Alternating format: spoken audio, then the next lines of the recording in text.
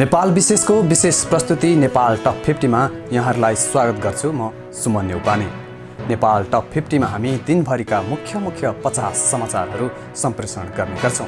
सुरु गरौं आजको टप 50।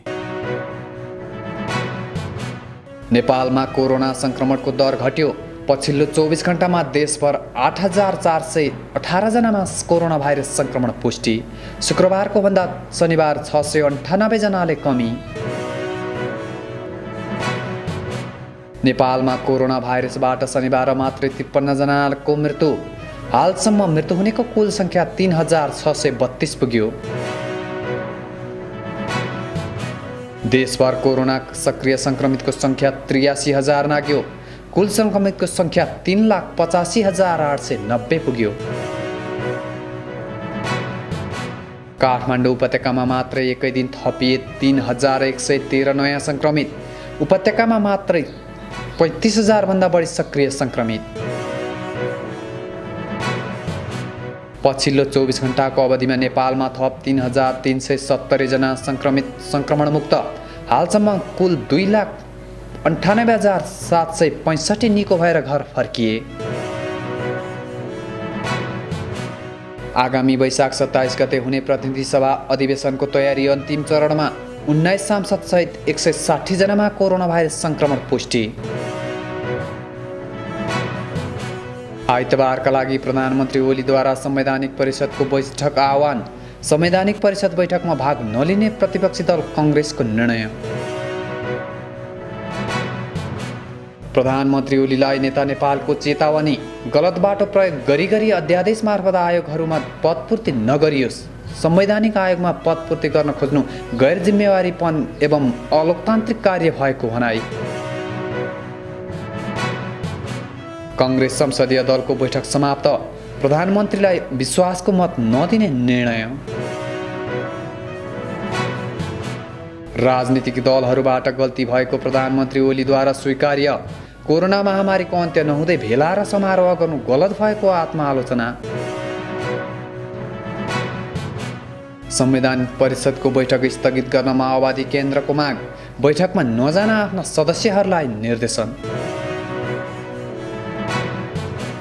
प्रधानमन्त्री ओलीद्वारा कोभिडसँगको लडाईँमा नेपाललाई सघाउन विश्व समुदायसँग अपिल। महामारीका बेला सबैले मिलेर लड्नुपर्ने भनाई। नेकपा एमालेको विवाद अझै चरम उत्कर्षमा। माधवको तुलना बादल र बादलको तुलना खिमलालसँग हुन नसक्ने मुख्यमन्त्री शङ्कर पोखरेलको भनाई। कांग्रेसले आफ्नो नेतृत्वमा सरकार गठनको पहल गर्ने। ओलीलाई विश्वासको मत नदिने। सरकार कोभिड-19 को उपचारमा देखिएको गम्भीर समस्याप्रति अझै संवेदनशील नभएको नेपाली कांग्रेसको आरोप। आवश्यकता अनुसार विदेशबाट पनि अक्सिजन र अक्सिजन सिलिन्डरको आपूर्ति गर्न सरकारसँग माग। अस्पतालहरूलाई संक्रमितको चाप थेग्न हम्मे तर स्वास्थ्य मन्त्रालयका विशेषज्ञ भन्छन् अस्पतालले थेग्न नसक्ने अवस्था आएको छैन। सुदूरपश्चिममा कोरोना रिपोर्ट मृत्यु पछि आउने समस्या हल गर्न सेवाग्राहीको अपिल। रिपोर्टमा ढिलासुस्ती हुँदा सेवाग्राहीलाई हैरानी। कोरोना महामारीमा व्यापारीको कालोबजारी बढ्दै। बढी मूल्यमा पल्स अक्सिमिटर बेचेको आरोपमा वीरगञ्जमा एकजना पक्राउ। झापामा कोरोना संक्रमणको दर उच्च बन्दै घर घरै अक्सिजन पुर्याउँदै मेचीनगर निशुल्क एम्बुलेन्स सेवा सुरु। कोरोनाको चपेटामा परेका स्वास्थ्य कर्मीको स्वास्थ्यमा चुनौती। कोरोना रोकथामका लागि खटिएका 86 चिकित्सक र स्वास्थ्यकर्मी संक्रमित। महामारीमा यातायात व्यवसायको चरम कालोबजारी। बढी भाडा लिएर यात्रु ठग्ने थप 7 जना प्रहरी फन्दामा। विराटनगरका अस्पतालमा कोरोनाको कारण भरिए अस्पताल। बिरामीको नाम टिप्दै फर्काइँदै। सरकारद्वारा सामाजिक सुरक्षा ऐनमा रहेको भत्ता सम्बन्धी व्यवस्था परिमार्जन। सम्बन्ध विच्छेद गरेका र 40 वर्षसम्म अविवाहित महिलालाई पनि एकल महिला भत्ता दिइने। महामारीमा सरकारको लापरवाही। भक्तपुरमा केमिकल अभावले स्वाप सङ्कलन नै रोकिँदै।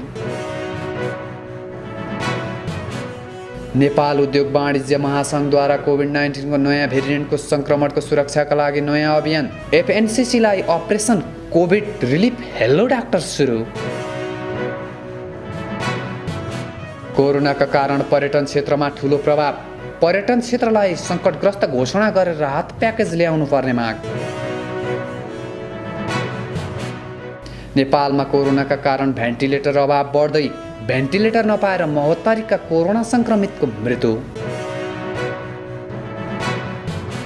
कोरोना सङ्क्रमणका कारण अक्सिजनको चरम अभाव, अक्सिजनको सहज उपलब्ध गराइदिन चिकित्सक सङ्घको माग। निषेधाज्ञाको चपेटामा उद्योगको कालोबजारी सुरु, चिनीको मूल्य किलोमै 8 रुपैयाँले बढी, भन्सार घटे भारतकै सस्तो। भेरी नदीमा जलाशयुक्त आयोजनाको अध्ययन गर्दै विद्युत प्राधिकरण सर्वेक्षण अनुमतिका लागि निवेदन। कालीमाटी तरकारी बजारको कारोबार 50%ले घट्यो, दैनिक कारोबार 1 देखि 1.5 करोड मात्रै। स्पुत्निक खोपको प्रभावकारी भएको रुसी राष्ट्रपति पुटिनको भनाई, रुसी प्रसिद्ध हतियार कलास्निकोभ राइफल जतिकै भरपर्दो भएको खोपको प्रशंसा। नेपालले आगामी नोभेम्बरमा मलेसियामा हुने टी20 विश्वकप छनौट खेल्ने, एसिया छनौट प्रतियोगिताबाट शीर्ष टिम विश्व छनौटमा पुग्ने। इजरायलको मस्जिदमा प्रहरीको आक्रमणमा परि 170 भन्दा बढी नागरिक घाइते। चीनको 18 टन अनियन्त्रित रकेट पृथ्वीमा खस्दै कहाँ र कहिले खस्छ भन्ने अनिश्चित, विश्वभर चिन्ता। क्वारेन्टाइनका लागि होटल सङ्घ नेपालले गरियो 48 होटल सूचीकृत, आइसोलेसन सेवा विस्तारका लागि पनि गृह कार्य सुरु। कोरोना सङ्क्रमण बढेपछि जापानका विभिन्न क्षेत्रमा आपतकाल घोषणा, कोरोनाका कारण विश्वभरको जनजीवन प्रभावित। भारतमा कोरोनाको अवस्था भयावह बन्दै एकै दिन 4,01,336 जनामा कोरोना सङ्क्रमण पुष्टि। भारतमा कोरोनाका कारण मृत्यु हुनेको सङ्ख्यामा वृद्धि, एकै दिन 4,194 जनाको मृत्यु, समाधि स्थलको भने अभाव। कोरोनाका कारण भारतको जनजीवन प्रभावित, हालसम्म 2,18,92,000 भन्दा बढीमा कोरोना सङ्क्रमण। भारतमा कोरोनाका कारण मृत्यु हुनेको सङ्ख्या विश्वकै धेरै, हालसम्म 2,38,000 भन्दा धेरैको मृत्यु, 17,94,00,000 भन्दा बढी निको भएर घर फर्किए। आजलाई नेपाल टप 50 सकिएको छ। भोलि पुनः उपस्थित हुने नै छौँ। बिदा दिनुहोस्। नमस्कार।